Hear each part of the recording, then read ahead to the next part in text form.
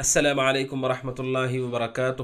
الحمد للہ رب العالمین وصلی اللہ وسلم وبارک علی عبدہ ورسولہ محمد وعلی آلہ وصحبہ اجمعین وعلی من تبعہم بإحسان الی یوم الدین، اما بعد۔ حیاکم اللہ ناظرین اکرام، آپ سب کا خیر مقدم ہے۔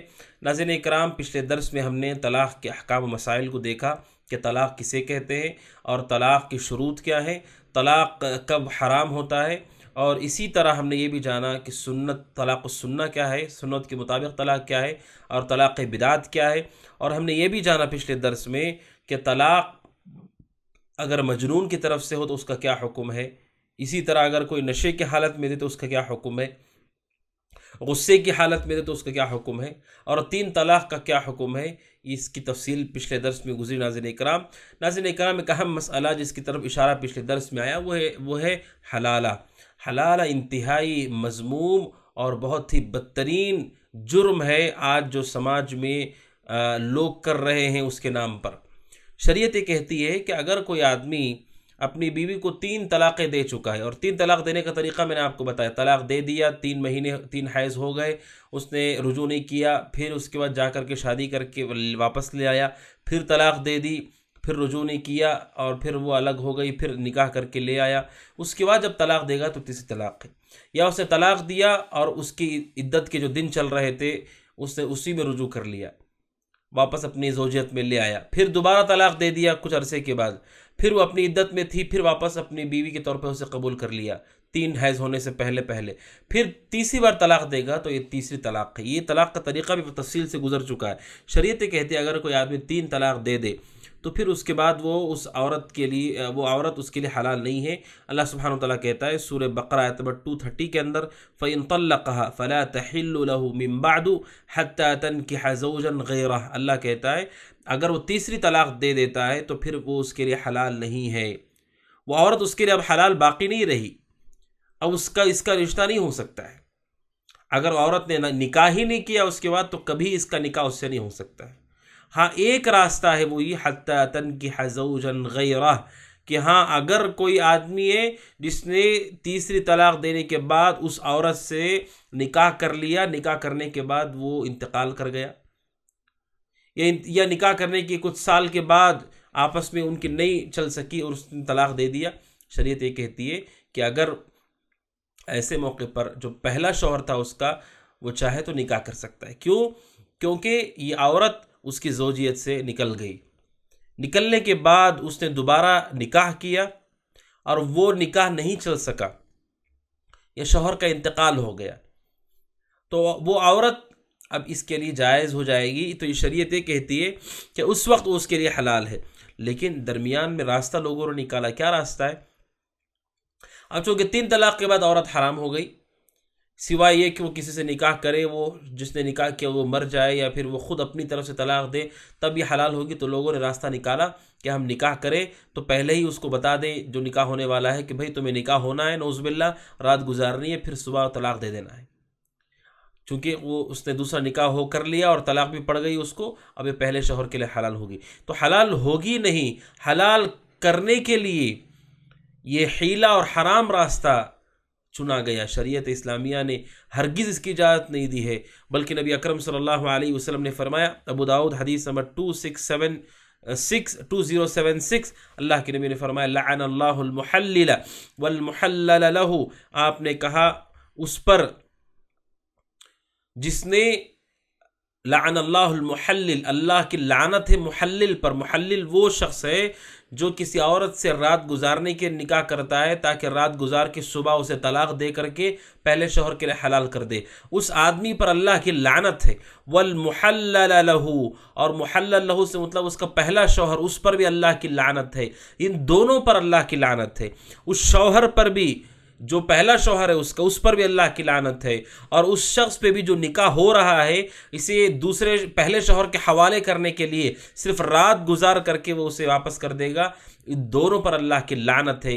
لعنت ہوتی ہے ناظرین اکرام کبیرہ گناہوں پر، یعنی یہ کبیرہ گناہ ہے، بے حیائی ہے، بدکاری ہے یہ، اور یہ شریعت کے ساتھ کھلواڑ ہے۔ کیونکہ اللہ سبحانہ و تعالی نے جو راستہ بتایا تھا اس راستے کے لیے چور دروازہ کھولا گیا.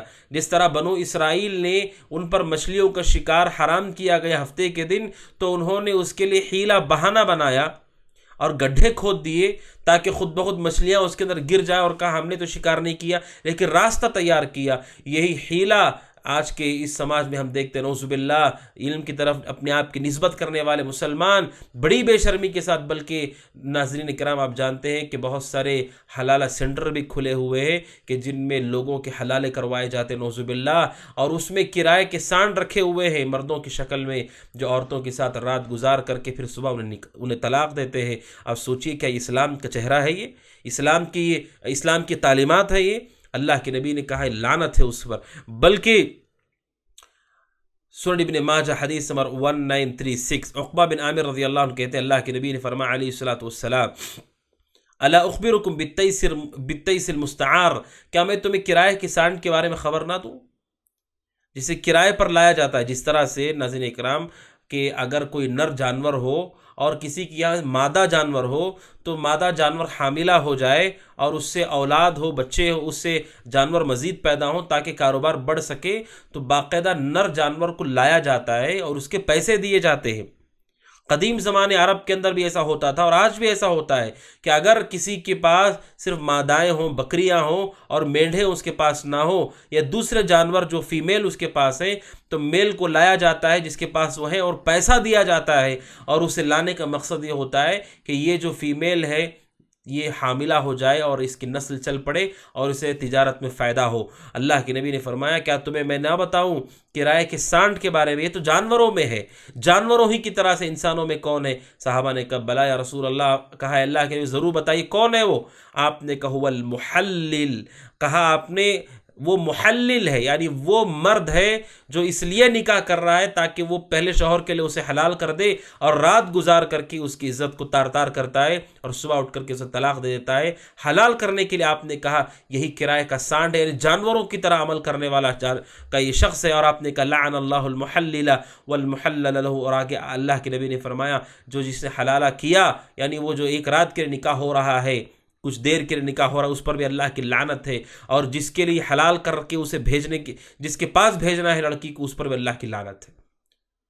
تو ناظرین اکرام، یہ بہت ہی مذموم، بہت ہی گھٹیا ہے. اسی لیے آپ جانتے ہیں ملک ہندوستان کے اندر حلالہ یہ مسلمانوں کی رسوائی کا سبب بنا، مسلمانوں کی تہذیب پر انگلی اٹھائے جانے کا سبب بنا، انگشت نمائی کا سبب بنا، حتیٰ کہ حلالے کی یہ گونج مختلف کورٹ کے اندر، چاہے وہ سپریم کورٹ ہو، چاہے وہ پارلیمنٹ ہو، یہاں تک آوازیں پہنچی ناظرین اکرام، اور اسے مسلمانوں کی شرمندگی کا سبب بنایا گیا کہ دیکھو کتنی گھٹیا تہذیب ہے ان کی کہ ان کے عورت کو ایک رات کے لیے، ایک دن کے لیے کسی مرد کے حوالے کیا جاتا. آپ سوچئے، نعوذ باللہ، اللہ سبحانہ وتعالیٰ کی ذات اس سے پاک ہے، رسول کی شریعت اس سے بری ہے. یہ ہمارے لوگوں نے کیا اور مسلمانوں نے کیا، اور پورے دین کے مذاق بنانے کا سبب بنے یہ لوگ. اور یہ جو گناہ ہے ناظرین اکرام بڑا سخت ہوتا ہے کہ اگر ہماری غلطی کی وجہ سے پورا دین بدنام ہو تو یہ بہت بری بات ہے، بہت خطرناک بات ہے. بلکہ مصنف عبدالرزاق کی روایت ہے، جلد نمبر 6 صفحہ 265، عمر بن خطاب رضی اللہ تعالیٰ عنہ کہتے ہیں خطبہ دیتے ہوئے لوگوں سے، واللہ لا اوت بمحلل ومحلل له الا رجمتهما، کہا کہ اللہ کی قسم میرے پاس اگر حلالہ کرنے والا جس کے لیے کیا گیا ہے وہ لایا گیا تو میں ان دونوں کو رجم کر دوں گا، یعنی زنا کی سزا دوں گا میں. یہ حضرت عمر بن خطاب رضی اللہ تعالیٰ عنہ کہتے ہیں.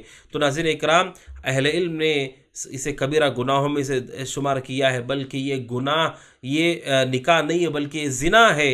امام احمد بن حنبل رحمہ اللہ سے کہا، کسی آدمی نے پوچھا کہ کوئی آدمی کسی عورت سے نکاح کرتا ہے اور اس کے نفس میں نیت ہے کہ میں اسے حلال کر دوں گا، یعنی نکاح کر کے بعد میں طلاق دے دوں گا تاکہ پہلے شوہر کے پاس سے چلی جائے.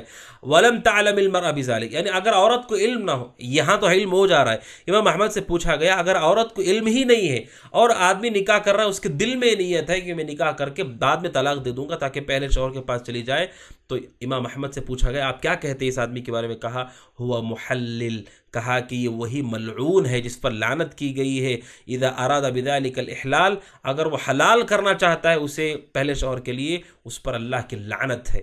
تو ناظرین اکرام، اہل علم نے کہا اگر دل میں بھی نیت ہے تو اس پر اللہ کی لعنت ہے، اگرچہ کہ لوگوں کو معلوم نہ ہو، عورت کو معلوم نہ ہو۔ یہ جائز نہیں ہے، یہ عزتوں کے ساتھ کھلواڑ ہے، یہ شریعت کا مذاق ہے، یہ حدود کو پھلاندنا ہے، اور شریعت اسلامیہ کے لیے غلط حیلے اور چور دروازے کھولنا ہے امت کے لیے، اور عزتوں کو تار تار کرنا ہے، شریعت کو بدنام کرنا ہے۔ اس حلالے کا شریعت اسلامیہ سے ناظرین اکرام دور دور تک کوئی تعلق نہیں ہے۔ اس کے بعد ناظرین اکرام آئیے چلتے ہیں خلع کے مسائل کی طرف۔ شریعت نے جس طرح سے مرد کے لیے راستہ رکھا ہے کہ اگر انسان کے نکاح کسی طور پر فائدہ مند باقی نہ رہے، وہ نقصان بن کر کے رہ جائے، تو شریعت نے اس کے لیے راستہ رکھا ہے کہ وہ اس سے جان چھڑا سکتا ہے اور پھر وہ اپنی زندگی جیے اور اپنے آگے کے معاملات کو طے کرے۔ اسی طرح خاتون کے لیے بھی شریعت اسلامیہ نے آسانی کی ہے کہ اللہ سبحانہ و تعالیٰ نے عورت کے لیے بھی ایک طریقہ رکھا ہے، جس طریقے سے وہ اگر اس کے لیے شادی شدہ زندگی خیر باقی نہ رہی اور اس کے لیے زندگی محض نقصان اور پریشان کن بن کر کے رہ گئی اور اس کے علاوہ کوئی نفع اسے نہیں ہے نکاح سے، تو پھر شریعت نے اس کے لیے بھی راستہ رکھا ہے کہ وہ شوہر سے علیحدگی کا مطالبہ کر سکتی ہے، اور اسی کو خلا کہا جاتا ہے۔ خلا کہتے ہیں ناظرین اکرام کہ فراق الرجل زوجتہ، کہ آدمی اپنی بیوی سے الگ ہو جائے، جو بیوی اسے مہر واپس کر دے گی، اس کے نتیجے میں شوہر اسے قبول کر کے اس سے الگ ہو جائے گا، اس کو کہتے ہیں خلا۔ اللہ سبحانہ وتعالی نے اس کی اجازت دی ہے۔ سورہ بقرہ آیت نمبر 229، فَإِنْ خِفْتُمْ أَلَّا يُقِيمَ حُدُودَ اللَّهِ، اگر تمہیں خوف ہو کہ اللہ سبحانہ وتعالی کے حدود قائم نہیں ہوں گے، یعنی اس کے دین پر استقامت نہیں ہو پائے گی، فَلَا جُنَاحَ عَلَيْهِمَا فِي مَا افْتَدَتْ بِهِ، تو عورت اگر مال دیتی ہے اور وہ مال کے ذریعے سے وہ اپنا راستہ الگ کرنے کا مطالبہ کر لیتی ہے، تو کوئی حرج کی بات نہیں ان دونوں پر۔ تو اللہ سبحانہ وتعالی نے اسے مشروع کیا ہے، یعنی شرعی طور پر خلا ہو سکتا ہے، اور یہ خلا ممکن ہے کہ اللہ سبحانہ وتعالی نے اس کی اجازت دی ہے۔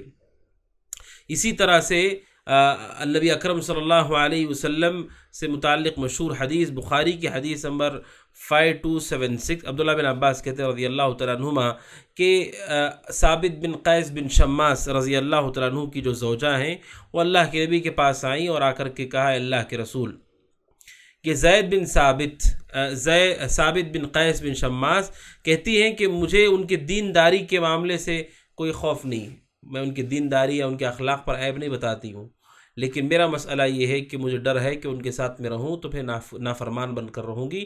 یعنی وہ ان کا اپنا معاملہ تھا بیوی کا، صحابی کے اندر کوئی ایسی چیز نہیں تھی، تو اللہ کے نبی علیہ السلام سے مطالبہ کر رہی تھی کہ وہ الگ ہونا چاہتی ہیں، تو اللہ کے نبی نے فرمایا علیہ السلام، کیا تم ان کا باغ واپس کر دو گی؟ جو مہر میں باغ ملا تھا کیا تم واپس کر دو گی؟ انہوں نے کہا ہاں۔ تو اللہ کے نبی علیہ السلام سے جب انہوں نے ہاں کہا اور پھر انہوں نے باغ واپس کر دیا جو مہر میں تھا، تو اللہ کے نبی علیہ السلام نے الگ ہونے کا حکم دے دیا، یعنی خلا واقع ہو گیا۔ تو اس کا مطلب یہ ہے کہ اگر عورت شوہر کے ساتھ نہیں رہ پائے گی اور اس کے لیے نکاح نقصان بن کر کے رہ گیا ہو، تو شریعت نے اس کی اجازت دی ہے کہ وہ مال دے کر کے، جو مہر کا واپس کر کے، وہ اس سے الگ ہو سکتی ہے۔ تو یہ قرآن اور حدیث دونوں سے دلیلیں تھیں، لیکن علماء نے کہا کہ کب خلا لینا جائز ہے۔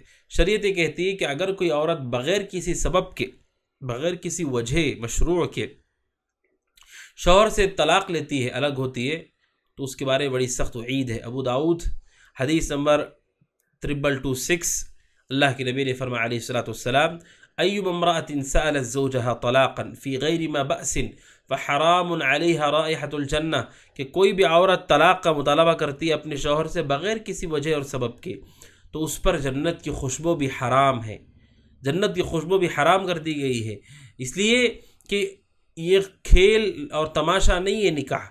جب ہم عقد میں آئے ہیں تو پھر ہمیں صبر کے ساتھ چلنا ہے اور آگے کی زندگی کو ہمیں گزارنا ہے۔ اگر یہ کھیل اور کھلواڑ بن جائے کہ کوئی آئے پھر طلاق دے دے، کوئی آئے پھر خلا لے لے، تو پھر انسانوں کی عزتوں کا کیا ہوگا، خاندانوں کا کیا ہوگا، اولاد کا کیا ہوگا؟ یہ کھلواڑ نہیں ہے۔ اسی لیے شریعت نے کہا بغیر کسی سبب کے عورت طلاق مانگتی ہے اور اس سے جدائی چاہتی ہے تو اس پر جنت کی خوشبو بھی حرام ہے۔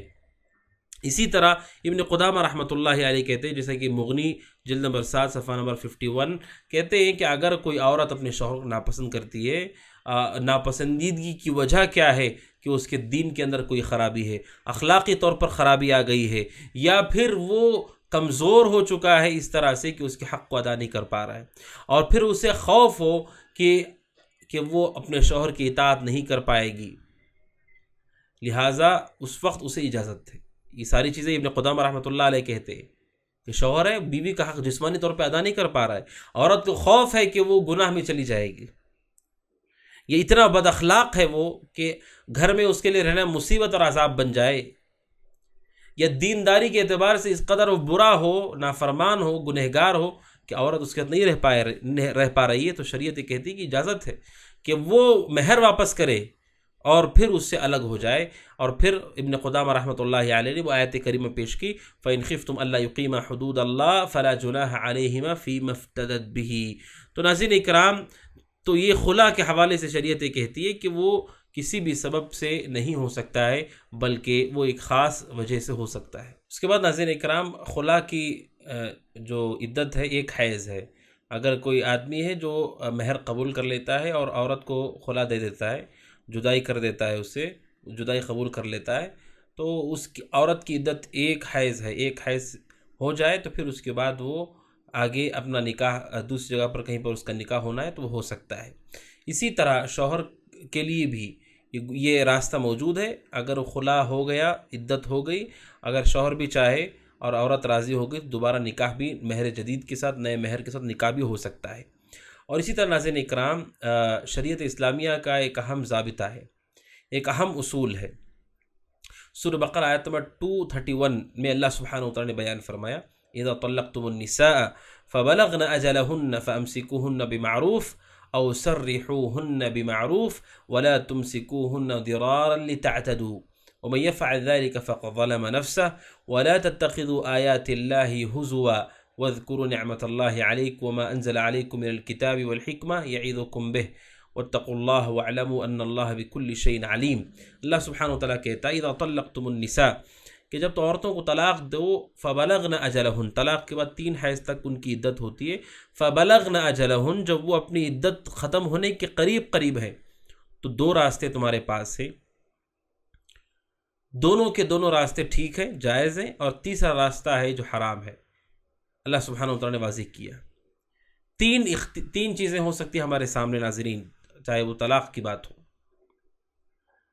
کہا اللہ سبحانہ وتعالیٰ نے فَأَمْسِكُوهُنَّ بِمَعْرُوف، ایک تو یہ ہے کہ اگر آپ چاہیں تو واپس اپنی بیوی کو اپنی زوجیت میں واپس کر لیجئے، 3 حیض ابھی ختم نہیں ہوئے، عدت میں وہ چل رہی ہے، تو آپ رجوع کر لیجئے کہ ہاں میں رجوع کرتا ہوں، بمعروف، اچھے طریقے سے، یعنی آپ کی نیت زندگی گزارنے کی ہو۔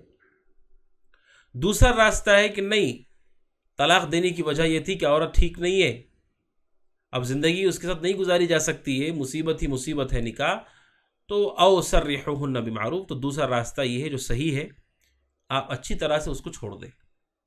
اچھی طرح سے چھوڑنے کا کیا معنی ہے ناظرین اکرام؟ اچھی طرح چھوڑنا یہ ہے کہ اس کی عدت پوری ہو جائے اور اچھے ڈھنگ سے آپ اسے اپنے گھر سے رخصت کریں، بغیر کسی جھگڑے، بغیر کسی گالی گلوچ اور بغیر کسی مخاصمے کے۔ آج سماج میں اس کی بڑی اہم ضرورت ہے ناظرین۔ نکاح چل رہا ہے، طلاق ہو گئی، قرآن مجید ایک راستہ آپ کو یہ دیتا ہے کہ آپ نے طلاق دے دی، عدت کے بعد آپ رجوع کر لیجئے، رجوع کرتے ہوئے آپ کی نیت کیا ہو؟ بمعروف، معروف طریقے سے، یعنی آپ زندگی گزارنے کی نیت سے واپس ہوں، رجوع کر لیں۔ نہیں، آپ نہیں رجوع کرنا چاہتے، پھر اللہ سبحانہ وتعالیٰ کہتا ہے دوسری چیز، دوسرا حکم جو صحیح ہے، جو عمل صحیح ہے، اور سرحوہن بمعروف، اچھی طرح سے پھر عورت کو چھوڑ دینا چاہیے۔ اس کا مطلب یہ ہے کہ وہ اپنی عدت پوری ہو جانے کے بعد وہ اپنی زندگی کی مالکہ ہے، اسے آپ اچھے ڈھنگ سے اپنے گھر سے رخصت کریں۔ کیا کہتے ہیں ابن کثیر رحمۃ اللہ علیہ؟ ابن کثیر رحمۃ اللہ علیہ کہتے ہیں اچھی طرح سے چھوڑ دو کا معنی کیا ہے؟ یترکھا حتی تنقضی عدتھا، آپ اس کو چھوڑ دیں، اطمینان سے گھر میں رہنے دیں، اس کی عدت پوری ہو جائے۔ وَيُخْرِجُهَا مِن مَنْزِلِهِ بِالَّتِهِ أَحْسَنُ، پھر آپ اسے اپنے گھر سے الگ کریں اچھے ڈھنگ سے، جو سب سے بہتر طریقہ ہو سکتا ہے اس طرح سے، من غیر شقاق، بغیر کسی جھگڑے کے، ولا مخاصم آپس میں بحث و تکرار کے، بغیر اختلاف کے، ولا تقابح اور بغیر ایک دوسرے کو برا بھلا کہے کے۔ تو ابن کثیر رحمۃ اللہ علیہ نے اس آیت کی تفسیر کرتے ہوئے بیان فرمایا۔ تو ناظرین کرام، یہ شریعت کا تصور ہے خلا دینے کا، طلاق دینے کا، کہ جدائی بھی ہو کسی معقول وجہ سے ہو تو وہ وجہ سامنے ہو اور بتایا جائے کہ اس وجہ سے ممکن نہیں ہے زندگی، یا تو ہم اصلاح کر لیں، اپنی عورت اپنی اصلاح کر لے، اگر اصلاح نہیں کر سکتی، زندگی نہیں رہی پھر، تو پھر شریعت یہ کہتی ہے کہ اس کی اجازت ہے، آپ اس مصیبت سے دور ہو جائیے، پریشانی سے دور ہو جائیے، لیکن اس خاتون کو الگ کیجئے، اچھے ڈھنگ سے کیجئے۔ کیوں؟ کیونکہ ناظرین طلاق کے نقصانات میں آپ کے سامنے بات آئی کہ جب برے ڈھنگ سے طلاق دے کر کے، غلط سنت کے مطابق نہ کر کے طلاق دی جاتی ہے تو مسائل بہت زیادہ بڑھ جاتے ہیں، بہت زیادہ پریشانی ہو جاتی ہے۔ حضرت ثابت بن قیس کی جو حدیث میں نے آپ کے سامنے سنائی، بخاری کی حدیث، انہوں نے آ کر کے رسول کو کہا کہ میرے شوہر کی دینداری اخلاق میں کوئی مسئلہ نہیں، میرا اپنا مسئلہ یہ ہے کہ مجھے لگتا ہے کہ میں ان کے ساتھ رہوں گی، کسی وجہ سے ان کوئی پریشانی تھی۔ ثابت بن قیس رضی اللہ تعالیٰ عنہ کے حوالے سے کوئی دل میں کوئی مسئلہ تھا، وہ کہتی ہے کہ اگر میں رہوں گی تو نافرمانی کروں گی، اس لیے میں الگ ہونا چاہتی ہوں۔ تو الگ بھی ہوں تو ناظرین اکرام اچھے ڈھنگ سے، آپسی گالی گلوچ، مار پیٹ اور ان مسائل کے ساتھ الگ ہونے کا کیا فائدہ؟ آپ زندگی جب ساتھ میں چل نہیں رہی تو پھر کیوں کسی اور چیز سے ہم اپنے آپ کو جوڑ کر رکھے ہوئے؟ آپ سوچئے، اب شوہر چاہتا ہے بیوی سے چھٹکارا ملے، بیوی چاہتی ہے شوہر سے چھٹکارا ملے، اگر ایسے حالات سے وہ گزر رہے ہیں، پھر آپس میں ایک دوسرے پہ کیس کر دیا انہوں نے، مسائل ہوئے اور ختم ہو گئی بات، طلاق ہو گئی، خلا ہو گیا، ایک دوسرے پہ کیس کر دیا، ایک دوسرے کو عدالتوں میں گھسیٹ رہے ہیں، وہ بھی ان کا چہرہ دیکھ رہے ہیں، وہ بھی ان کا چہرہ دیکھ رہے ہیں۔ جب آپ چھوڑ چکے ہیں پھر کیوں ایک دوسرے کو ہم دیکھ رہے ہیں؟ کیوں ایک دوسرے سے پھر آمنا سامنا ہے، آپسی پریشان؟ جب زندگی کا معاملہ وہ ختم ہو چکا، اب آگے ہمیں دوسری طرف جانا ہے، تو پھر قرآن کہتا ہے سرحوہن بإحسان، اچھے ڈھنگ سے انہیں الگ کرنا ہے۔ ناظرین، جسے ابن کثیر نے کہا بغیر جھگڑا کیے، بغیر اختلاف کیے، بغیر گالی گلوچ کیے عورت کو الگ کر دے اور واضح کر دے کہ میں نہیں رہ سکتی، جسے صحابیہ نے آ کر کے شوہر کے بارے میں کہا کہ وہ نہیں رہ سکتی ہے۔ آج اس ماڈرن دنیا میں اب لوگ بتا رہے ہیں کہ ہم طلاق لے کر کے الگ ہو رہے ہیں، جبکہ وہ بغیر کسی شرعی وجہ کے الگ ہو رہے ہیں، جو کہ غلط ہے، لیکن وہ الگ ہوتے ہوئے واضح کر رہے ہیں کہ ہم الگ ہو رہے ہیں، لیکن ہم اب ایک دوسرے کے احترام کو باقی رکھیں گے۔ آپ دیکھیں دنیا کے بڑے بڑے لوگ جن کے طلاق ہو رہے ہیں، جن کے جو آپس میں الگ ہو رہے ہیں، وہ الگ ہوتے ہوئے ایک دوسرے کے بارے میں لکھ رہے ہیں کہ ہم ایک دوسرے کے بارے میں بتا رہے ہیں کہ ہمارا احترام ہم باقی رکھیں گے۔ یہ قرآن 1400 سال پہلے ہمیں سکھا چکا ہے کہ میاں بیوی کا مسئلہ ہمیں ختم کرنا ہے، اچھے ڈھنگ سے اسے ختم کیا جائے۔ اور تیسرا راستہ ہے جو بہت برا ہے، وہ یہ ہے وَلَا تُمْسِكُوهُنَّ ضِرَارًا لِتَعْتَدُوا، کہ انہیں نقصان پہنچانے کی نیت سے اپنے پاس مت رکھو، جب رکھنا نہیں ہے تو رجوع مت کرو تاکہ نقصان پہنچا سکو۔ کہا جاہلیت میں لوگ کیا کرتے تھے کہ عورت کو طلاق دیتے تھے، عدت ختم ہونے سے پہلے رجوع کر لیتے تھے، اور نیت یہ ہوتی تھی کہ وہ کہیں اور جا کر کے نکاح نہ کرے، میرے پاس ہی تکلیف اٹھاتی رہے۔ شریعت کہتی ہے جائز نہیں، وَلَا تُمْسِكُوهُنَّ ضِرَارًا لِتَعْتَدُوا، یہ جائز نہیں۔ اللہ کہتا ہے وَمَن يَفْعَلْ ذَلِكَ، جو تم میں سے ایسا کرے گا فَقَدْ ظَلَمَ نَفْسَهُ، اس نے اپنے آپ پہ ظلم کیا، وہ نافرمان ہے، گنہگار ہے۔ وہ تکلیف دینے کے لیے، پریشان کرنے کے لیے کتنے ایسے واقعات ہیں۔ شوہر یہ کہتا ہے بیوی سے کہ میرے پاس تم ہو اور اسی تکلیف میں تمہیں رہنا ہے، اور میں تمہیں زندگی میں سکون سے رہنے نہیں دوں گا، نعوذ باللہ۔ بیوی یہ کہتی ہے کہ میں تمہیں سکون سے رہنے نہیں دوں گی، عدالتوں کے چکر تمہیں لگاؤں گی، تمہاری عزت کو نیلام کروں گی۔ شریعت یہ کہتی ہے رہنا ہے تو پھر محبت سے رہو، نہیں رہنا ہے تو صرف نقصان پہنچانے کے لیے ایک دوسرے کے ساتھ مت رہو۔ کوئی شوہر ہے اس لیے بیوی کو عذاب دینے کے لیے ساتھ میں رہتا ہے، وہ یہ بیوی ہے جو شوہر کو تکلیف پہنچانے کے لیے، ناحق طریقے سے مال غصب کرنے کے لیے ساتھ میں رہتی ہے، یہ حرام ہے۔ فقط ظلم نفسہ، اس نے اپنے آپ پہ ظلم کیا، اور اللہ سبحانہ وتعالیٰ کے سرکشی کرنے کے لیے ایسا مت کرو۔ اس سے بہت نقصانات ہوتے ہیں، بہت اذیتیں ہوتی ہیں، نہ جانے کیا کیا قدم اٹھ جاتے ہیں۔ اس کے بعد وَلَا تَتَّخِذُوا آيَاتِ اللَّهِ هُزُوًا، اور اللہ سبحانہ وتعالیٰ آگے کہتا ہے کہ اللہ کی آیات کو مذاق مت بناؤ، اللہ سبحانہ وتعالیٰ کی آیات کو کھلواڑ مت بناؤ۔ اللہ سبحانہ وتعالیٰ نے صاف لفظوں میں لوگوں کو یہ واضح کر دیا کہ اللہ سبحانہ وتعالیٰ کی کی آیات کا ہمیں مذاق نہیں اڑانا ہے کہ ہم طلاق دے دیں، رجوع کر لیں، آزاد کر دیں اور کہیں کہ نہیں ہم تو مذاق کر رہے تھے، ہم تو مذاق کر رہے تھے۔ یہ اللہ کی آیتوں کا مذاق ہے۔ اور اسی طرح عورت کو طلاق دینا اور عدت پوری ہو کے ختم ہو رہی ہے، اسے الگ ہو رہا ہے، پھر آدمی رجوع کر لے، تو اللہ سبحانہ وتعالیٰ کی آیتوں کا مذاق ہے۔ یہ جائز نہیں ہے۔ شریعت کا اصول واضح، 3 راستے آپ کے پاس ہیں۔ طلاق کی بات ہے، خلا کی بات ہے، 3 راستے ہیں۔ یا تو آپ اپنے رشتے کو نبھائیے، اگر آپ نبھا سکتے ہیں، آپ کی نیت محبت کی ہو، جوڑنے کی ہو، آپس میں آگے بڑھنے کی ہو، نہیں چھوڑ دیجئے اچھے ڈھنگ سے، الگ الگ اپنا راستہ جائیے۔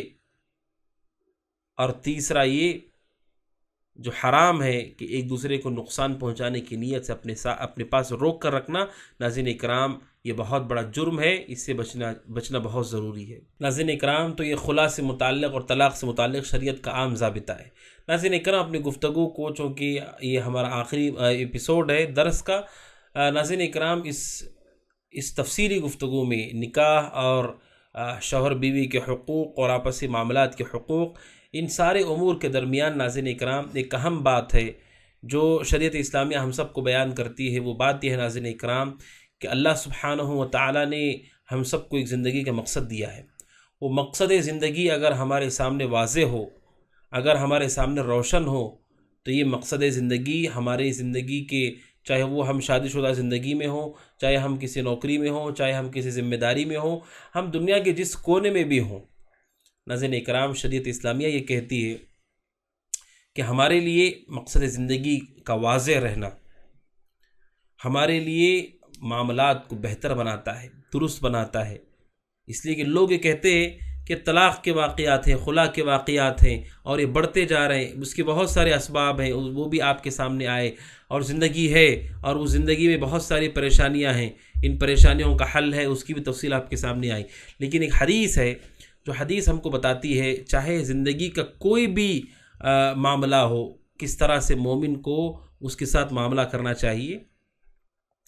نبی اکرم صلی اللہ علیہ وسلم نے ایک حدیث ہے، سنن ترمذی حدیث نمبر 1987، اس حدیث میں اللہ کے نبی صلی اللہ علیہ وسلم نے 3 چیزوں کا حکم دیا ہے۔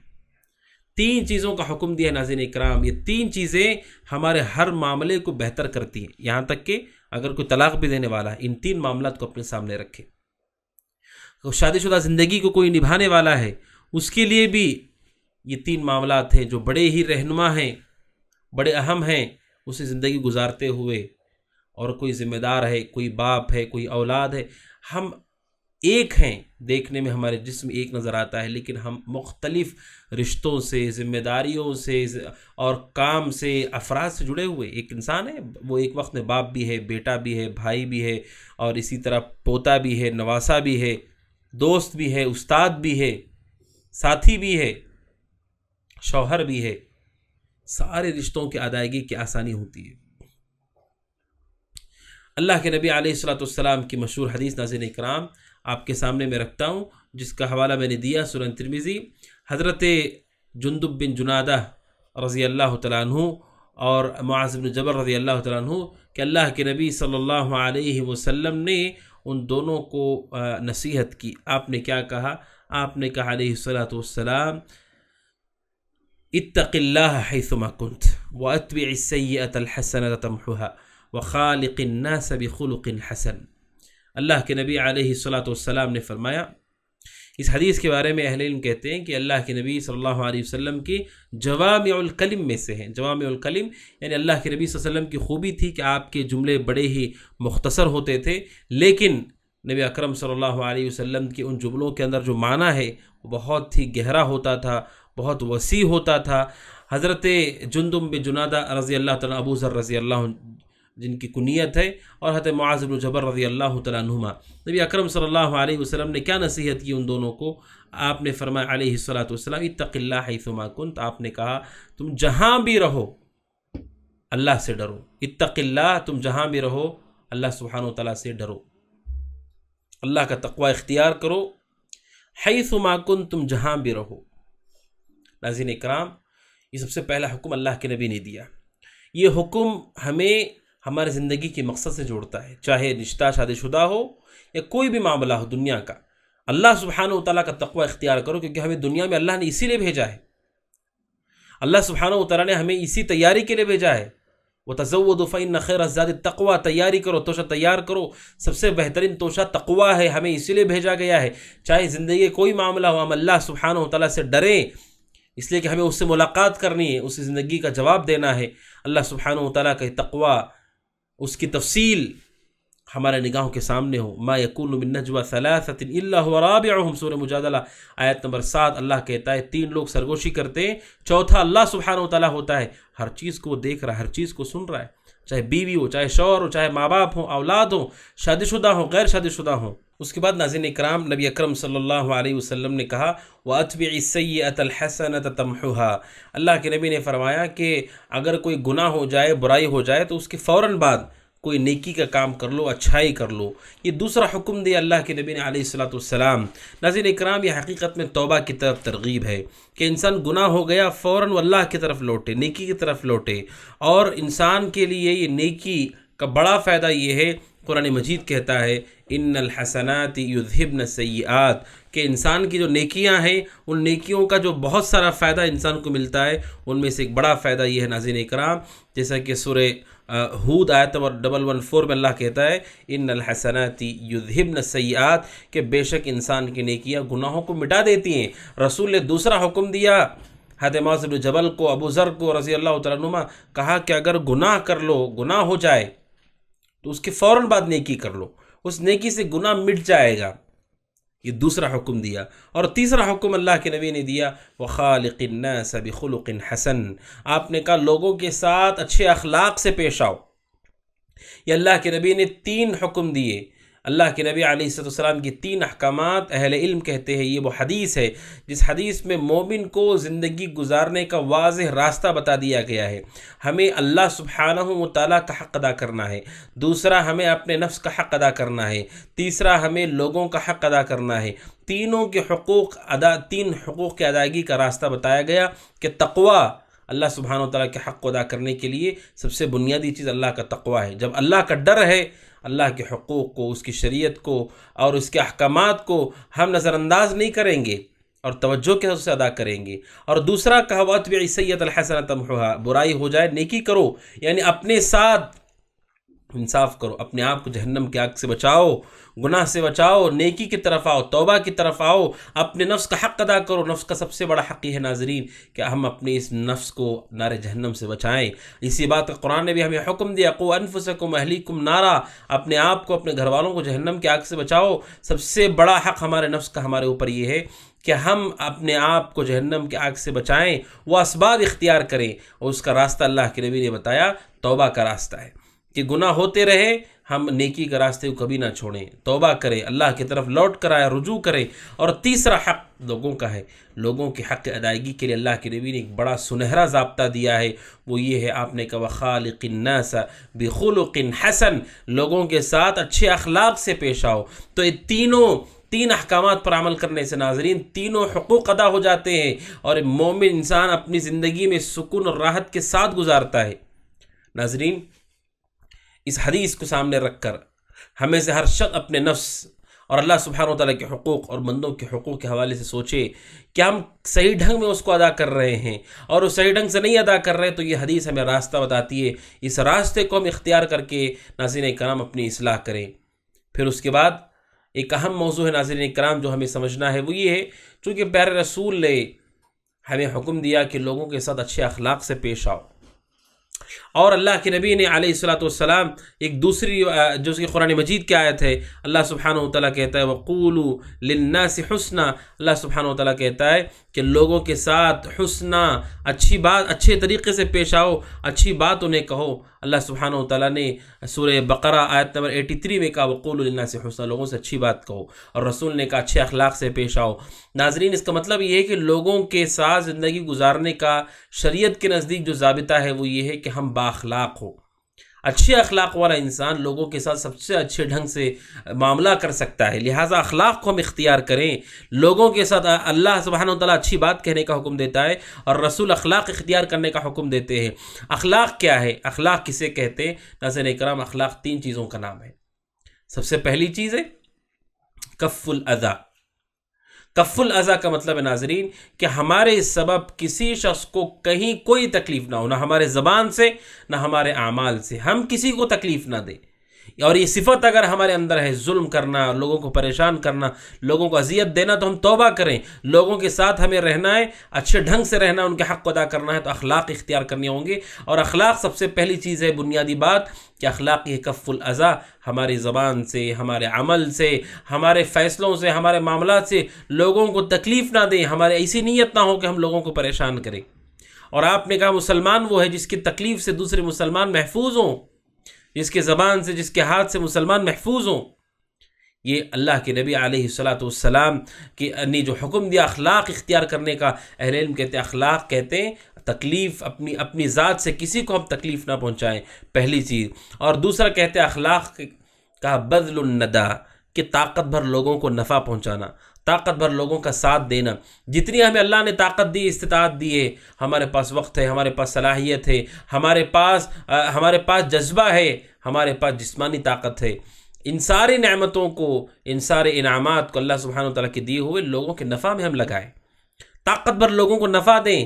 اور یہ لوگوں کے ساتھ معاملہ کرنے کا سب سے اچھا طریقہ ہے، لوگوں کے ساتھ زندگی گزارنے کا سب سے اچھا طریقہ ہے بذل الندی، کہ طاقت بھر لوگوں کو نفع دینا. کسی کے پاس مال ہے، وہ سخاوت کرتا ہے، خرچ کرتا ہے، نفع دیتا ہے، ان کو مشکلوں میں ان کے ساتھ کھڑا ہوتا ہے، ان کی بیماری میں ان کا ساتھ دیتا ہے، خوشحالی میں ان کے ساتھ کھڑا ہوتا ہے، خوش ہوتا ہے، ان کی محتاجگی میں ان کا تعاون کرتا ہے. وہ شخص جو دوسروں کا مددگار ہوتا ہے، وہ دوسروں کے دلوں میں جگہ بنا لیتا ہے، جس کی وجہ سے اس کی زندگی پرسکون ہوتی ہے اور صحیح ڈھنگ سے وہ اللہ کے بندوں کا حق ادا کرتا ہے. یہ دوسری چیز ہے اخلاق. اور تیسری چیز ہے اخلاق طلاقۃ الوجہ، چہرے پر مسکراہٹ رکھنا. چہرے پر ہماری مسکراہٹ ہو. یہ تعریف شیخ ابن عثیمین رحمۃ اللہ علیہ نقل کی ہے. یہ 3 چیزیں اخلاق ہیں. ایک کف الاذی، اپنی تکلیف سے لوگوں کو محفوظ رکھنا. دوسرا بذل الندی، طاقت بھر لوگوں کو نفع دینا. نمبر 3 چہرے پہ مسکراہٹ رکھنا. ملو تو لوگوں سے مسکرا کر کے ملو، چہرے پہ مسکراہٹ رکھو. ناظرین اخلاق قرآن مجید بھی ہمیں اختیار کرنے کا حکم دیتا ہے. اور نبی اکرم صلی اللہ علیہ وسلم کے بارے میں قرآن کہتا ہے وَإِنَّكَ لَعَلَىٰ خُلُقٍ عَظِيمٍ. اللہ کے نبی علیہ السلام کی جو صفت تھی، وہ صفت اللہ سبحانہ و تعالیٰ نے بیان کی ہے. وہ صفت یہ ہے کہ اللہ کے نبی کے اخلاق بڑے ہی عالی تھے. سورہ قلم آیت نمبر 4 میں اللہ سبحانہ و تعالیٰ نے کہا بے شک آپ اخلاق کے اونچے مرتبے پر فائز ہیں. تو ناظرین ان اخلاق کے ذریعے سے بندوں کے حقوق صحیح معنوں میں ادا ہو سکتے ہیں. اور جو ہماری گفتگو کا اصل موضوع ہے میاں بیوی، سب سے زیادہ اخلاق کے حقدار سب سے قریبی لوگ ہوتے ہیں. ہمارے بیوی بچے، ہمارے ماں باپ، ہمارے بھائی بہن، ہمارے رشتہ دار، چاہے ددیال ہو چاہے ننیال ہو، اور اسی طرح ہمارے متعلقین، دوست و احباب، جہاں ہم کام کرتے ہیں، جہاں ہمارا زیادہ وقت لگتا ہے، سب سے قریبی لوگوں کے پاس جو بااخلاق ہو وہی حقیقی معنوں میں اخلاق والا ہے. کیونکہ انسان اگر لوگوں سے ملاقات کرے، کبھی کبھی کہیں ان سے ملاقات ہو، تو اسے اتنی تو سمجھ ہے کہ مجھے اچھی طرح سے پیش آنا ہے. اصل اخلاقی ہے کہ انسان اپنے قریبی لوگوں کے ساتھ بااخلاق ہو. اسی لیے رسول اکرم صلی اللہ علیہ وسلم نے جس آدمی نے پوچھا اللہ کے نبی سب سے زیادہ حسن سلوک کے حقدار کون ہے، آپ نے کہا تمہاری والدہ. اگر تمہارے اندر خیر کرنے کا جذبہ ہے تو پھر تمہاری والدہ سب سے حقدار ہے، کیونکہ سب سے قریبی رشتہ ماں کا ہے، والد کا ہے، بیوی کا ہے، اولاد کا ہے، بھائی بہنوں کا ہے. تو ناظرین اکرام، یہ اخلاق سب سے زیادہ ہمیں اپنوں میں استعمال کرنے ہیں. خاص طور پر میاں بیوی کا رشتہ اگر اس کی بنیاد اخلاق ہو، ایک دوسرے کو تکلیف دینا مقصد نہ ہو، زندگی میں پریشان کرنا مقصد نہ ہو، تکلیف میں دیکھ کر خوش ہونا مقصد نہ ہو، بلکہ نفع پہنچانا مقصد ہو. بیوی یہ چاہتی ہے زندگی میں کہ ہمیشہ میرے شوہر کو نفع پہنچاؤں، اسے آسانی کر کے دوں، اس کی مدد کروں. اور شوہر یہ چاہے کہ میری بیوی کو جتنا ہو سکے میں نفع پہنچاؤں، اس کے لیے آسانی کروں، اس کی مدد کروں. ناظرین اکرام، ہماری زندگی آسان ہو جائے گی، کیونکہ ان اخلاق سے انسان اپنی زندگی کو آسان کرتا ہے، معاملات اس کے بہتر ہو جاتے ہیں. لہٰذا ان اخلاق کو میاں بیوی کے درمیان استعمال کرنے کی سب سے زیادہ ضرورت ہے. اس کے بعد ناظرین اکرام، ہم اپنے موضوع کے اختتام پر ایک اہم موضوع جو ہم نے شروع کیا، جس کی تفصیل آپ کے سامنے آئی، ناظرین اکرام، اہل علم نے میاں بیوی کے حقوق کے ساتھ ساتھ ہم میاں بیوی کے درمیان محبت کے بقا کے اسباب کیا ہے وہ بھی ذکر کیا ہے۔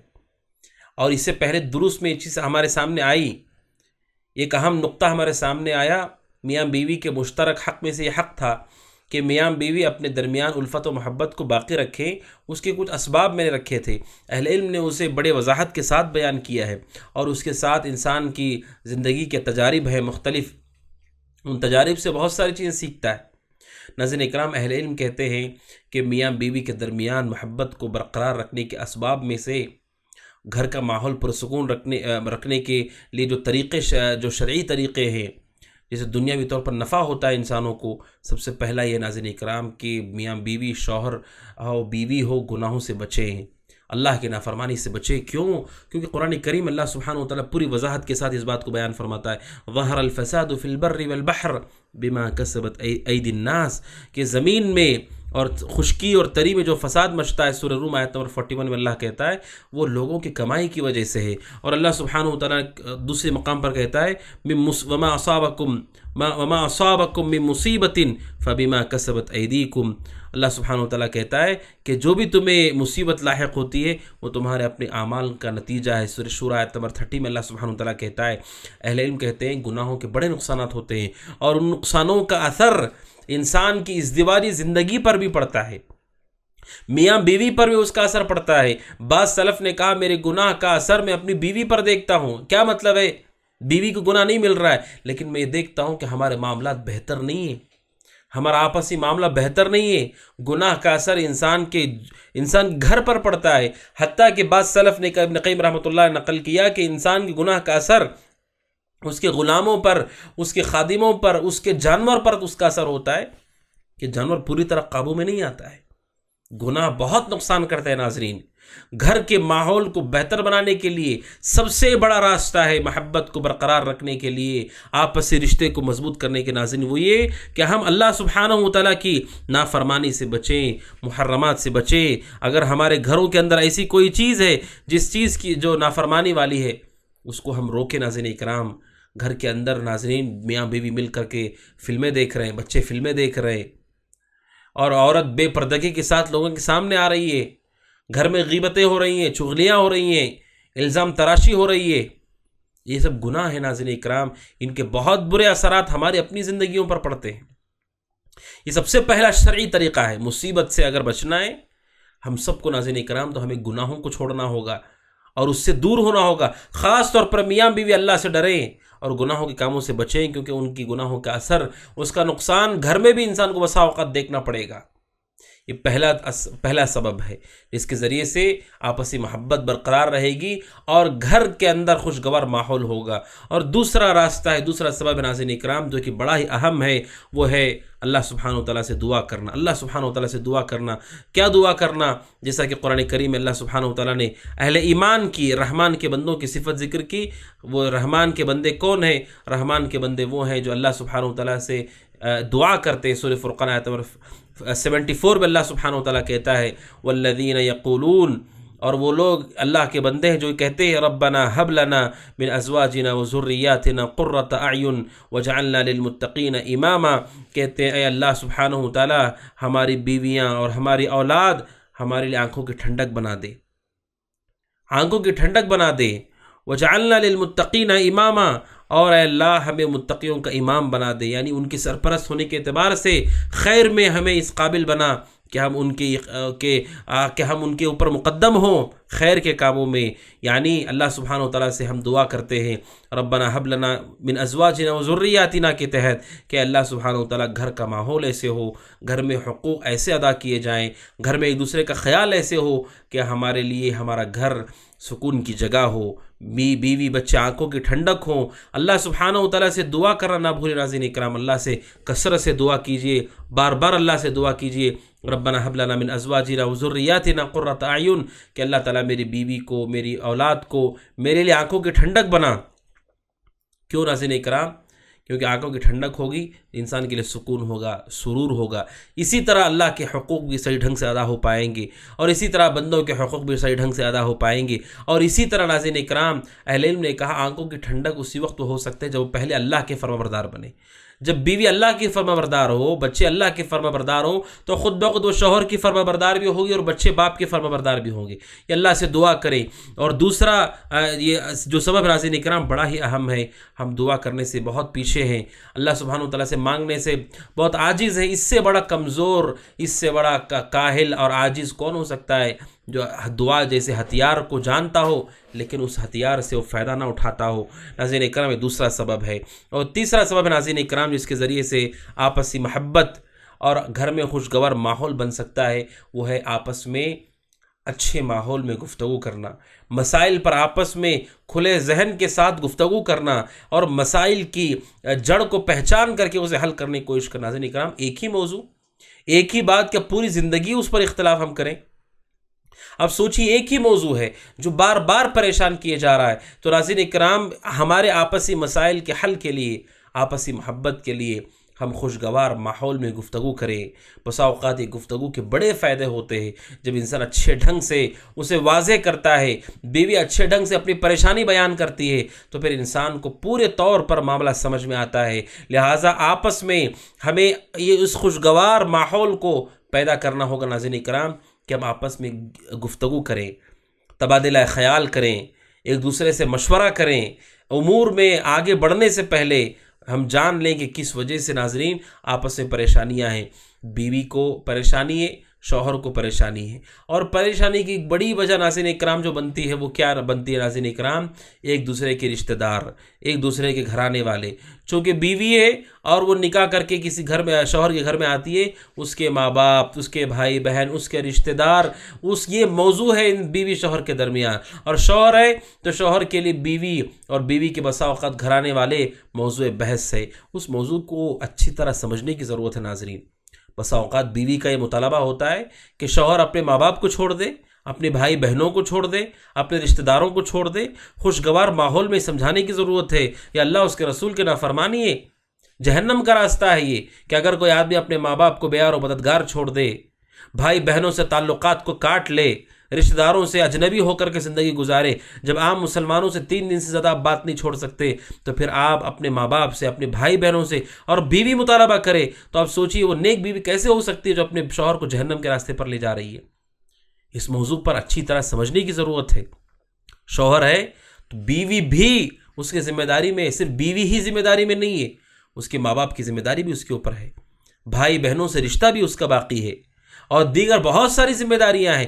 بیوی اگر یہ کہے کہ ساری ذمہ داریاں چھوڑو اور صرف میں ہی ذمہ داری ہوں، شریعت اسے صحیح نہیں کہتی ناظرین اکرام، اسے سمجھنے کی ضرورت ہے۔ اسی طرح بیوی ہے، بیوی کے اوپر ذمہ داری ہے پورے گھرانے کی، اور ایسی چیزوں کی اسے کر دیا گیا، شریعت نے اسے پابند نہیں کیا ہے، پابند شریعت نے اسے نہیں کیا ہے، اور شوہر اسے زور زبردستی کرے، اللہ سبحانہ وتعالیٰ نے اسے کا پابند نہیں کیا، اسے حکم نہیں دیا گیا ہے۔ بیوی ہے، شوہر اسے زبردستی کر رہا ہے اور اسے اذیت پہنچا رہا ہے صرف اس لیے کہ اس کے گھرانے، اس کے خاندان کے لیے، جبکہ وہ شوہر کے حق کو ادا کر رہی ہے، اس کے اوپر شوہر کے حق کو ادا کرنا ہے، وہ ادا کر رہی ہے، اب گھر والوں کا حسن سلوک کر رہی ہے، طاقت بھر وہ کر رہی ہے، اس کے باوجود اس کے اوپر دباؤ بنانا، طاقت سے زیادہ اسے پابند کرنا۔ بیوی کو چاہیے اچھے ڈھنگ سے شوہر کے سامنے واضح کرے اس کی پریشانی، اس کی طاقت، اس کی استطاعت، تو آپسی گفتگو سے ناظرین اکرام ہمارے گھر کا ماحول بہتر ہو سکتا ہے، اور اس کے علاوہ دیگر بہت سارے موضوعات ہو سکتے ہیں۔ گھرانوں کا ایک مسئلہ ہوتا ہے، اسی طرح ناظرین اکرام دوسروں کے امور کے دخل اندازی، بسا اوقات شوہر کے ماں باپ اس کے امور میں دخل اندازی کر رہے ہیں، بیوی کے ماں باپ دخل اندازی کر رہے ہیں، اور یہ بسا اوقات مسائل بڑھتے چلے جاتے ہیں۔ اسے آپسی گفتگو سے حل کیا جانا چاہیے، دونوں مل کر کے بیٹھ کر کے حل کریں کہ ہمیں کن امور میں ہمیں دوسروں کو داخل کرنا ہے اور کن امور میں نہیں داخل کرنا ہے، اور کون سی حد ہے جو ہمیں کبھی زندگی میں پار کر کے باہر نہیں جانی ہے، الا یہ کہ انتہا ہو جائے، رشتہ ختم ہونے والا ہو، ورنہ ہمیں کبھی ان حد کو پار نہیں کرنا ہے۔ یہ ساری چیزیں بیوی کے ساتھ اور شوہر کے ساتھ گفتگو اور حوار کے ذریعے سے طے کیا جائے ناظرین، اس سے بہت سارے مسائل کا حل ہوتا ہے۔ تو یہ تیسرا سبب ہے ناظرین اکرام جو میں نے آپ کے سامنے رکھا، اور چوتھا ناظرین اکرام میاں بیوی کے درمیان آپسی محبت، گھر کا ماحول خوشگوار ہوتا ہے ناظرین اکرام کس چیز سے؟ اہل علم کہتے ہیں کہ ایک دوسرے کی تعریف سے، ایک دوسرے کی تعریف، ایک دوسرے کے ہمت افزائی اور ایک دوسرے کو ہدیہ دینا، ایک دوسرے کو تحفہ دینا۔ ناظرین کرام، تحفہ عجیب و غریب چیز ہے۔ رسول اکرم صلی اللہ علیہ وسلم نے مسلمانوں کو اس تحفے کی ترغیب دی ہے۔ پیر رسول صلی اللہ علیہ وسلم نے کہا تہادو، اللہ کے نبی نے فرمایا علیہ الصلوۃ والسلام کہ تم ایک دوسرے کو آپس میں ہدیہ دو، کیا ہوگا، اسے کیا فائدہ ہوگا؟ اللہ کے نبی نے فرمایا علیہ الصلوۃ والسلام تحابو، کہ اس کے ذریعے سے تمہاری آپس میں محبت بڑھتی ہے۔ انسان کسی کے لیے، صرف کسی کو خوش کرنے کے لیے، کسی کو راضی کرنے کے لیے کوئی چیز کرتا ہے ناظرین کرام، جب اسے پتہ چلتا ہے کہ یہ میرے لیے لی گئی ہے، یہ میرے لیے کی گئی چیز ہے۔ ادب المفرد میں امام بخاری رحمہ اللہ نے نقل کیا ہے 594، امام بخاری رحمہ ادب المفرد میں نقل کیا، اللہ کے نبی علیہ الصلوۃ والسلام نے کہا تہادو تحابو، اور اسی طرح امام بہقی رحمہ اللہ نے سنن الکبریٰ میں نقل کیا ہے 11946۔ ناظرین کرام، اس تحفے سے آپس میں محبت بڑھتی ہے اور ایک دوسرے کی تعریف کرنا۔ شوہر نے کوئی اچھا کام کیا، بیوی اس کی تعریف کرے، بیوی نے اچھا کام کیا، شوہر اس کی تعریف کرے، اس تعریف سے ایک دوسرے کی ہمت افزائی ہوتی ہے۔ آپ سوچئے کوئی کام کر کے گھر لوٹے، اچھا کام کر کے، اور لوگ اسے تعریف کی ہو لوگوں نے، تو گھر میں داخل ہوتا ہے خوشی کے ساتھ، چہرے پہ مسکراہٹ ہوتی ہے، کیونکہ جملوں کا اثر ہوتا ہے۔ ناظرین، اللہ نے ہمیں ایسے ہی بنایا ہے، غلط جملوں کی وجہ سے تکلیف ہوتی ہے، اچھے جملوں سے ہمیں خوشی ہوتی ہے۔ لہٰذا ایک دوسرے کی ہمت افزائی کرے۔ پیارے رسول صلی اللہ علیہ وسلم لوگ تعریف کرتے تھے، مبالغہ نہ کرے تعریف میں، لیکن یہ کہ ایسی تعریف جو ان کی نیکی میں ان کی ہمت افزائی کرے، انہیں حوصلہ دے کہ ماشاءاللہ آپ نے کیا اور یہ آپ کا کام بہت شاندار ہے، بہت عمدہ ہے، اور اس کے حق میں دعا دینا، اسے برکت کی دعا دینا۔ اسی طرح شوہر کی ہمت افزائی کرنا۔ شوہر بسا اوقات خراب موسم ایسا ہے کہ جو بہت ہی ایسا موسم ہے کہ جس میں گھر سے نکلنا آسان نہیں ہے، ایسے موقع پہ وہ گھر سے نکلتا ہے، کوئی کام کر کے لوٹتا ہے، بیوی اس کی ہمت افزائی کرے۔ یہ آپس میں محبت کے برقرار رہنے، خوشگوار ماحول کا چوتھا اہم سبب ہے ناظرین اکرام۔ اور پانچواں ہے ناظرین اکرام، وہ یہ ہے کہ میاں بیوی کے درمیان آپس میں محبت، خوشگوار ماحول کے لیے ناظرین اکرام ایک اہم طریقہ ہے، وہ یہ کہ اگر غلطی ہو گئی ہے، معلوم ہے کہ یہ غلطی ہوئی ہے، چاہے شوہر سے ہو چاہے بیوی سے ہوئی ہو، تو ہمیں چاہیے ناظرین اکرام جلد سے جلد ہم معذرت پیش کریں اور اس خطا کو، جو غلطی ہو گئی اس کی اصلاح کر دیں بالفور جتنا ہو سکتا ہے۔ کیوں؟ کیونکہ ناظرین اکرام اہل علم یہ کہتے ہیں کہ اگر میاں بیوی کے درمیان خاموشی بہت زیادہ ہونے لگے، وہ دھیرے دھیرے بڑھنے لگتی ہے، اور اس دیواجی زندگی پہ اس کا بڑا گہرا اثر ہوتا ہے ناظرین، کہ شوہر بیوی اگر آپس میں اپنی بات چیت کو بند کر دیں اور یہ سلسلہ چلنے لگے، اہل علم کہتے ہیں کہ یہ خاموشی اس دیواجی زندگی کو اور خراب کرتی ہے۔ شیطان دلوں کے اندر وسوسے ڈالتا ہے اور ورغلاتا ہے، بھڑکاتا ہے۔ اسی لیے اب سوچیے، حدیث میں کہا گیا کسی مسلمان سے بھی 3 دن سے آپ بات نہیں بند کر سکتے۔ کیوں؟ 3 دن ہو سکتا ہے ایسی کوئی غلطی ہو گئی کہ آدمی کو بالکل نفرت ہو رہی ہے، 3 دن تک شریعت اجازت دیتی ہے آپ بات چھوڑ سکتے، اس کے بعد نہیں۔ اس کے بعد اللہ کے نبی علیہ الصلوۃ والسلام نے کہا، سخت وعید سنائی، اگر پھر بھی تعلقات رکے رہتے اللہ سبحانہ و تعالیٰ ان کی مغفرت نہیں کرتا ہے۔ لہٰذا ناظرین اکرام، جتنا جلدی ہو سکے گفتگو کے ذریعے سے، اور ایک دوسرے کی خطا غلطی ہو گئی اعتراف کر کے، مان کر کے اسے جلد سے جلد سدھارنے کی کوشش کرے۔ اور اس حوالے سے 6ویں بات ہے جو اہل علم کہتے وہ یہ ہے، ہمیشہ اپنے دل کو کشادہ رکھنا چاہیے۔ ناظرین، بیوی سے غلطی ہو گئی، چھوٹی بھی ہو سکتی ہے، بڑی بھی ہو سکتی ہے، شوہر سے غلطی ہوتی ہے، چھوٹی بھی ہو سکتی ہے، بڑی بھی ہو سکتی ہے۔ 6ویں بات ہے وہ یہ، دل کو کشادہ رکھے اور معاف کرے، اور سامنے والے کو بہت زیادہ گڑ گڑانے کا موقع نہ دیں۔ اگر معلوم ہو گیا کہ وہ غلطی کا اعتراف کر رہا ہے، اسے احساس ہو رہا ہے، تو پھر ناظرین اکرام یہ کافی ہے۔ اسے جھکانا یا اسے تکلیف میں مبتلا کرنا، ناظرین اکرام، اس سے بعد میں معافی مانگنا، بعد میں رجوع کرنا اور مشکل ہو جاتا ہے۔ سینے کو کشادہ رکھے۔ اللہ سبحانہ و تعالیٰ نے تو معاف کرنے کو اتنا پسند کیا ہے کہ ابو بکر صدیق رضی اللہ تعالیٰ عنہ نے جب ان کی بیٹی پہ الزام لگا، اور الزام لگانے والوں میں سے وہ آدمی بھی شامل ہو گئے جن پر ابو بکر صدیق رضی اللہ عنہ خرچ کرتے تھے اپنے مال میں سے، غریب تھے وہ، جب انہوں نے بھی اس فتنے میں وہ داخل ہو گئے تھے، ابو بکر صدیق رضی اللہ عنہ نے قسم کھا لی کہ اس کے بعد میں ان کے اوپر خرچ نہیں کروں گا۔ اللہ نے آیت نازل کی، کہا کہ ایسا تمہیں قسم نہیں کھانا چاہیے، اور کہا وَلْيَعْفُوا وَلْيَصْفَحُوا، اللہ سبحانہ وتعالیٰ نے حکم دیا اور کہا کہ انہیں معاف کر دو، اور کہا أَلَا تُحِبُّونَ أَن يَغْفِرَ اللَّهُ لَكُمْ، کیا تم یہ نہیں چاہتے کہ اللہ سبحانہ وتعالیٰ تمہیں معاف کرے؟ سورہ نور آیت نمبر 22۔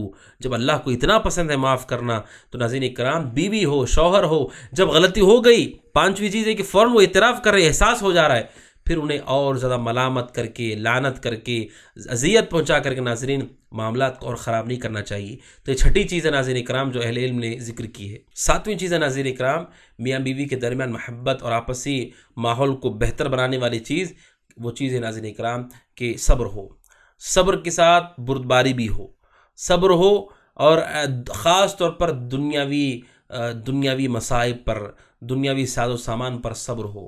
دنیاوی ان ساز و سامان کو اتنا اہمیت نہ دے ناظرین اکرام کہ اسے اپنے رشتے پر مقدم کر دے۔ بیوی شوہر سے مال چاہ رہی ہے، شوہر اچھا ہے، مال میں کمی ہے اس کے پاس، اور مال نہ دینے پر رشتہ توڑ رہی ہے وہ۔ اب سوچئے، شوہر ایک طرف اور دنیا کی حقیر مال و متاع ایک طرف، وہ ضرورتیں پوری کر رہا ہے، ایسا نہیں کہ ضرورتیں پوری نہیں کر رہا ہے، لیکن عورت چاہتی ہے کوئی بہت بڑی چیز اس کے لیے کرے، وہ نہیں کر پا رہا ہے، اس کی استطاعت نہیں ہے، دنیاوی ساز و سامان کو مقدم کر رہا ہے۔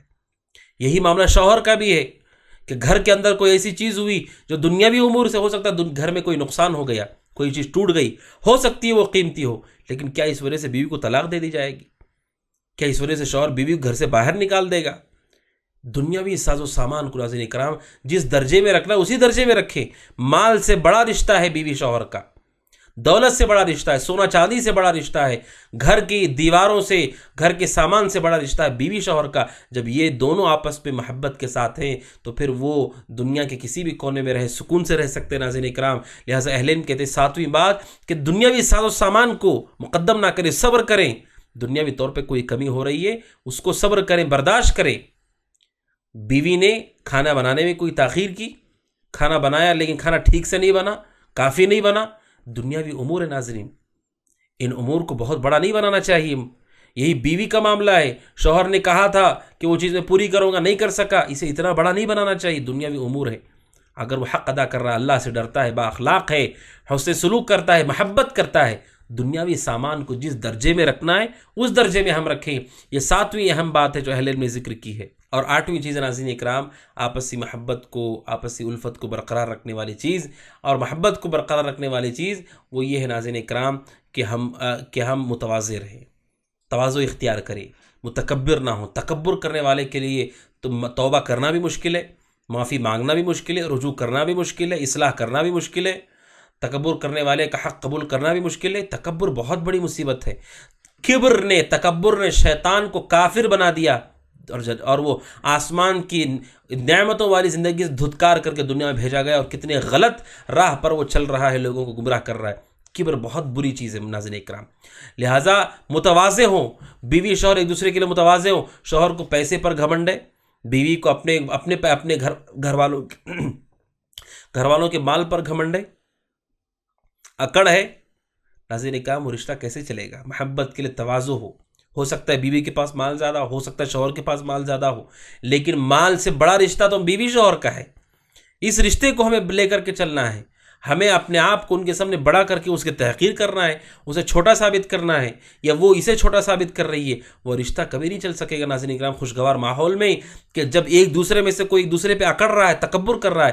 پھر رسول کو دیکھیے صلی اللہ علیہ وسلم، آپ اپنے گھر میں اپنے کپڑے کو بھی سل رہے ہیں، جوتے کو صحیح کر رہے ہیں، بکریوں کا دودھ دوہ رہے ہیں۔ اللہ کے نبی علیہ السلام کا تواضع دیکھیے، آپ نبی اور رسول ہیں، آپ چاہیں تو یہ کہیں کہ میں نہیں کروں گا، لیکن یہ آپ کا تواضع ہے کہ آپ نے اتنے بلند مقام پر ہونے کے باوجود تواضع کے ساتھ زندگی گزاری۔ انسان جتنا چاہے اکڑ لے ناظرین اکرام، انسان کی حقیقت یہ ہے کہ اس کی شروعات پانی کا ایک قطرہ ہے، اور پھر بعد میں وہ مٹی میں سڑ گل جائے گا، کیڑے مکوڑے اسے کھا جائیں گے۔ یہی انسان کی حقیقت ہے۔ سلف نے کہا انسان کی حقیقت یہی ہے، شروع ہوتا ہے پانی کے قطرے سے، اللہ تبارک و تعالیٰ اسے بناتا ہے، اور پھر وہ جب مر جاتا ہے کیڑے مکوڑے اسے کھا کر کے ختم کر دیتے ہیں، بوسیدہ ہو جاتا ہے، اس کا پیٹ بھی پھٹ جاتا ہے، ساری آنتیں باہر آ جاتی ہے، اور کہا اہل علم نے ان دو کے درمیان اس کے پیٹ میں گندگی ہوتی ہے، پیشاب ہوتا ہے، جو اپنے پیٹ کے اندر گندگی کو، پیشاب کو لیے گھومتا رہتا ہے، جو شروع میں پانی کا قطرہ ہے، آخر میں مردار ہے، اور اس کے بیچ میں پیٹ میں پیشاب گندگی لے کے چل رہا ہے، کس بات کا گھمنڈ ہے اسے؟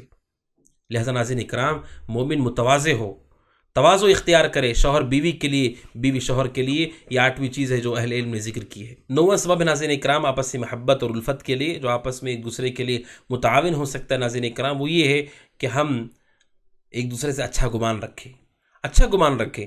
بیوی شوہر ہے، ایک دوسرے سے محبت ہے دل میں.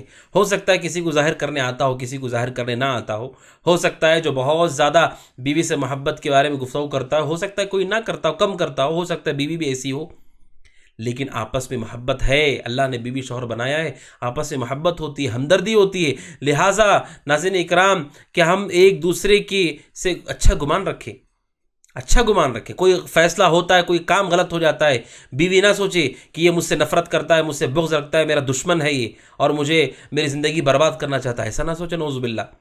بیوی کو چاہیے شوہر کے بارے میں ایسا نہ سوچے، شوہر کبھی بیوی کے بارے میں ایسا نہ سوچے اگر اس سے کوئی غلطی ہو گئی وہ مجھ سے بغض رکھتی، دشمنی. آپ سوچئے زندگی گزاری، اولاد ہے اس کے پاس، محبت بھرے لمحات وہ گزار چکے ہیں، گزار رہے، ایک ساتھ کھا رہے، ایک ساتھ وقت گزار رہے. پھر اچانک ایک دو چیز سے کیسے طے کریں گے ہم کہ وہ مجھ سے دشمنی کر رہا ہے، میرا دشمن ہے، میری زندگی تباہ کرنا چاہتا ہے؟ یہ شیطان ہے ناظرین، جو انسانوں کو ورغلاتا ہے، بھڑکاتا ہے ایک دوسرے کے خلاف. اور آپ نے حدیث بھی سنی، بیوی شوہر جب الگ ہوتے ہیں سب سے زیادہ شیطان اس سے خوش ہوتا ہے. تو نویں چیز ہے ناظرین اکرام کہ ہم ایک دوسرے سے اچھا گمان رکھیں. کوئی کام ہو بھی گیا تب بھی آپ یہ جان لیں کہ آپ کا شوہر ہے، آپ سے محبت کرتا ہے، آپ کو چھوڑے گا نہیں، اور بیوی ہے آپ سے محبت کرتی ہے، آپ کو چھوڑ کر وہ نہیں جائے گی. یہ بنیادی بات ہمیں دماغ میں رکھنی ہوگی، ایک دوسرے سے ہم اچھا گمان رکھیں. اور آخری اور 10ویں بات ہے ناظرین اکرام وہ یہ ہے کہ اپنی زندگی، شادی شدہ زندگی کو بہتر بنانے کے لیے ہمیں وقتاً فوقتاً اپنی اصلاح کرتے رہنا ہوگا ناظرین، چاہے بیوی ہو چاہے شوہر ہو. یہ حقوق آپ نے سنے، تفصیل سے آپ نے سنے ناظرین، لیکن یہ کافی نہیں. کیونکہ انسان کی یہ فطرت ہے کہ انسان بھول جاتا ہے، غافل ہو جاتا ہے، بہک جاتا ہے. علماء کہتے بار بار زندگی کو بہتر بنانے کے لیے آپ کو ان حقوق کو پڑھتے رہنا ہوگا، سنتے رہنا ہوگا، احادیث کو سامنے رکھتے رہنا ہوگا کہ رسول نے کیسے زندگی گزاری، صحابہ نے اپنی بیویوں کے ساتھ کیسا معاملہ کیا، کیا حقوق میرے اوپر ہیں، اس کے اوپر کیا حقوق ہیں. ناظرین یہ زندگی بھر چلتا رہے، کیونکہ اہل علم کہتے جو مومن اللہ سبحانہ و تعالیٰ کی طرف سے بتائے ہوئے حقوق اچھی طرح پڑھ لے، جان لے، اس کے دل میں اپنی بیوی کے لیے ایک نیا احترام، ایک نئی محبت پیدا ہوتی ہے جو زندگی کے رشتے کو مضبوط کرتی. بیوی ہے شوہر کی بات پہ توجہ نہیں دے رہی ہے، پھر اللہ سبحانہ و تعالیٰ جو حق اس پر رکھے ہیں اس کو گہرائی سے پڑھتی ہے، سمجھتی ہے، اس کے دل میں شوہر کا احترام بڑھتا ہے، تقدس بڑھتا ہے. لہٰذا ان موضوعات پر ہم آپس میں گفتگو نہیں کر سکتے. اہل علم کے بیانات سنیں گھر میں. شوہر بیوی کو بولنے جا رہا ہے کہ میرے اطاعت تمہارے پر فرض ہے، وہ نہیں سننا چاہتی. بیوی بتانے جا رہی، شوہر نہیں سننا چاہتا. علماء کی کتابیں اور علماء کے بیانات، قرآن مجید پر غور کریں، ایک دوسرے کو قرآن مجید کی تلقین کریں اور احادیث نبویہ گھر میں پڑھائیں. اس علم کو زندہ رکھیں. ان حقوق سے متعلق بات ہوتی رہنا چاہیے، ہوتے رہے گی بات تو کمیاں بھی ایک دوسرے کی پوری ہوتی رہیں گی ناظرین. تو یہ 10ویں بات تھی جو میں نے آپ کے سامنے رکھی. ناظرین اکرام الحمدللہ ہمارا یہ کورس پایہ تکمیل تک پہنچا. الحمدللہ الذی بنعمتہ تتم الصالحات. تمام تعریف اللہ سبحانہ و تعالیٰ کے لیے ہے، جس کے فضل، جس کے کرم، جس کی مہربانی سے ہمارا یہ سفر، ہمارا یہ سلسلہ وار دروس مکمل ہوئے. ناظرین اکرام سب سے پہلے میں اللہ سبحانہ و تعالیٰ کا شکر ادا کرتا ہوں، اس کی تعریف بیان کرتا ہوں کہ اس نے ہمیں اس نیکی کی توفیق دی. اور پھر اس کے بعد میں دعوی آف سلفیہ کی تمام ذمہ داران کا شکر گزار ہوں، پوری ٹیم کا شکر گزار ہوں کہ انہوں نے انتہائی اہم اور حساس موضوع کے تحت اس کورس کو ترتیب دیا، اس کے لیے مسلسل کوشش کرتے رہے. اللہ سبحانہ و تعالیٰ دعوی آف سلفیہ کے تمام ذمہ داران اور ان کی پوری ٹیم کو جزائے خیر عطا فرمائے، اور اللہ سبحانہ و تعالیٰ ان کے اس عمل کو ان کی میزان حسنات میں شامل فرمائے، اور مزید اللہ سبحانہ و تعالیٰ انہیں نیکیوں کی توفیق دیتا رہے، اور اللہ سبحانہ و تعالیٰ صحیح راہ کی رہنمائی فرمائے. اور پھر اس کے بعد ناظرین اکرام تمام مشارکین مرد و حضرات کا بھی شکر گزار ہوں کہ آپ تمام نے اپنا وقت نکال کر کے اس کورس میں شرکت کی. اللہ سبحانہ و تعالیٰ آپ کی شرکت کو قبول فرمائے، اور جو کچھ ہم نے سنا ہے اللہ سبحانہ و تعالیٰ اسے ہمارے لیے ہمارے نجات کا ذریعہ بنائے، اور اللہ سبحانہ و تعالیٰ ہمیں اس پر عمل کی توفیق عطا فرمائے. اور پھر ناظرین اکرام ایک اہم موضوع کے تحت جس پر ہمارا ایک کورس رہا، ہم اللہ سبحانہ و تعالیٰ کے حمد اور تعریف کے ساتھ ناظرین اکرام ایک اہم بات ہے جو ہمیں یاد رکھنی ہے، وہ یہ ہے کہ میاں بیوی کا یہ رشتہ، یہ جو ساتھ ہے، ہمیشہ کا یہ ساتھ، یہ اسی وقت ہم صحیح ڈھنگ سے ادا کر پائیں گے جب ہم ایک دوسرے کے حقوق کو جانیں گے، ایک دوسرے کے بارے میں جو کتاب و سنت نے ہمیں تعلیمات دی ہیں اسے جانیں گے۔ لہٰذا اس موضوع کو پڑھتے رہنا ہے ناظرین اکرام، سنتے رہنا ہے تاکہ ہماری اصلاح ہوتی رہے، اور اگر کوئی غلطی ہمارے اندر ہو رہی ہے اس غلطی کی ہم اپنی اصلاح کرتے رہیں۔ اللہ سبحانہ و تعالی ہم تمام کو، آپ تمام کو اس راہ پر، صحیح راہ پر چلنے کی توفیق عطا فرمائے، اور شوہروں کو اللہ سبحانہ و تعالی توفیق دے کہ بیویوں کے حقوق ادا کریں، اور بیویوں کو توفیق عطا فرمائے کہ شوہروں کے حقوق ادا کریں، اور جو نئے شادی ہونے والے جوڑے ہیں اللہ سبحانہ و تعالی ان جوڑوں کو نیکی کی توفیق دے، ان کے لیے آسانیاں پیدا فرمائے، اور جو شادی شدہ ہے اللہ سبحانہ و تعالی ان کے گھروں کو آباد کرے، اور ان کے گھروں میں محبت، الفت و چاہت کی فضا کو ہموار کرے۔ اللہ سبحانہ و تعالی ہم سب کو، آپ سب کو کلمہ توحید لا الہ الا اللہ پر زندہ رکھے، اسی پر ہماری موت بھی ہو۔ ناظرین اکرام پھر ملاقات ہوگی۔ ھذا وصلی اللہ وسلم علی نبینا محمد وعلی آلہ وصحبہ اجمعین۔ والسلام علیکم ورحمۃ اللہ وبرکاتہ۔